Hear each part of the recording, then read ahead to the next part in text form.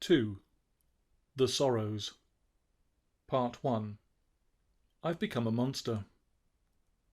The romantic ideal states that we will be nicer to our partner than to anyone else in the world. We selected them because we like them so much and will therefore bring our kindest and most gentle sides forward in the relationship. We'll be a lot nicer with them than any of our friends, for example. We like the latter. We love the former. But the reality is intriguingly and soberingly different. If things go to plan, we tend to become something akin to monsters in love. As romantic realism attests, we are likely to be significantly less kind to our partner than almost to any other person on the planet. What explains our bad behavior? Firstly, there is so much at stake. Our whole life is on the line. Friends are with us just for the evening. Our mutual challenges may go no further than the need to locate a half-decent restaurant. But if things go well, the person we love becomes involved in some of the grandest and most complex matters we ever undertake. We ask them to be our lover, our best friend, our confidant, our nurse, our financial advisor, our chauffeur, our co-educator, our social partner, and our sex mate. With them, we set up a house, raise a child, run the family finances, nurse our elderly parents, manage our careers, go on holiday, and explore our sexuality.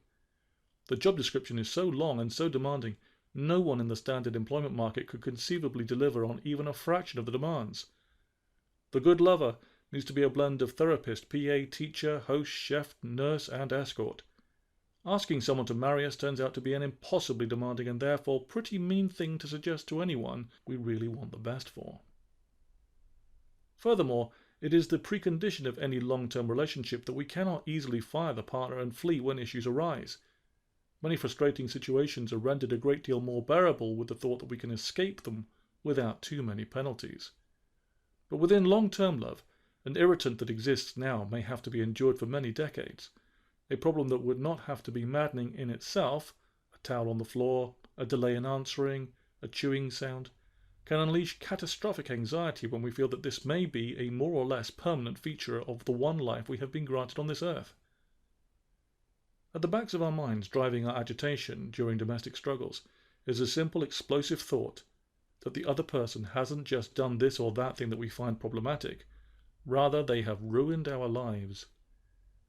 We aren't monsters with our friends because they do not have the capacity to do us much damage. We might only spend a few hours a month with them. We don't care about them enough to be anything other than sweet with them.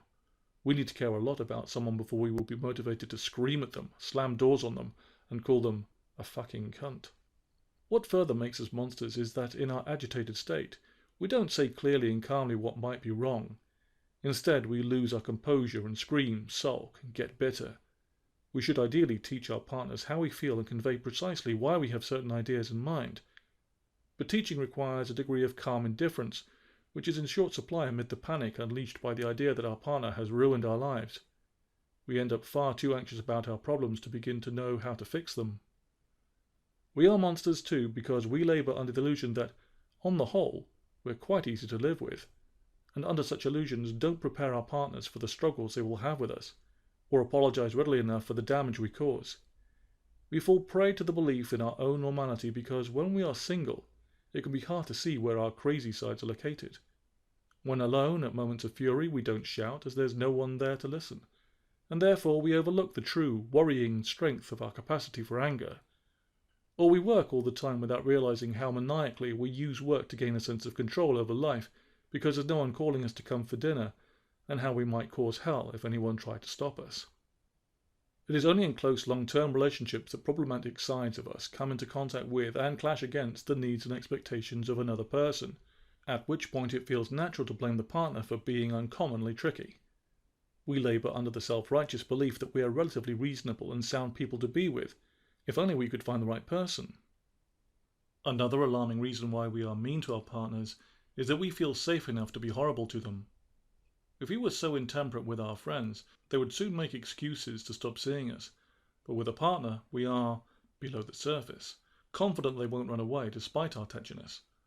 Their loyalty makes them a safe target for our more distressed and desperate emotions. Love lends us the safety to show a partner who we really are, a privilege we would in truth be wiser and kinder never to share fully with anyone. To edge us away from the self-righteous and fury, We should accept that we haven't come together with someone unusually incompetent. We're trying to do something unusually hard. We should blame the task, not our colleague. We should cease, too, to be so priggish about our own characters. We are naturally appallingly difficult to live with. It's just that no one ever cared enough about us to tell us. Our friends couldn't be bothered. Our exes wanted to be rid of us without hassle. Our parents were blind to our faults. But that doesn't mean we are paragons of virtue. We are necessarily offensive to anyone who has to experience us closely. Fortunately, perfection is no requirement for love. We just need to be able to explain our imperfections in good time, without pomposity, before we have hurt the other person too much with our madness. It is not an option for any of us to be more than mediocre. Acting foolishly and not so nicely is what we do for much of the time. By behaving badly, we are not deviating from the course. We are confusing our membership of the human race.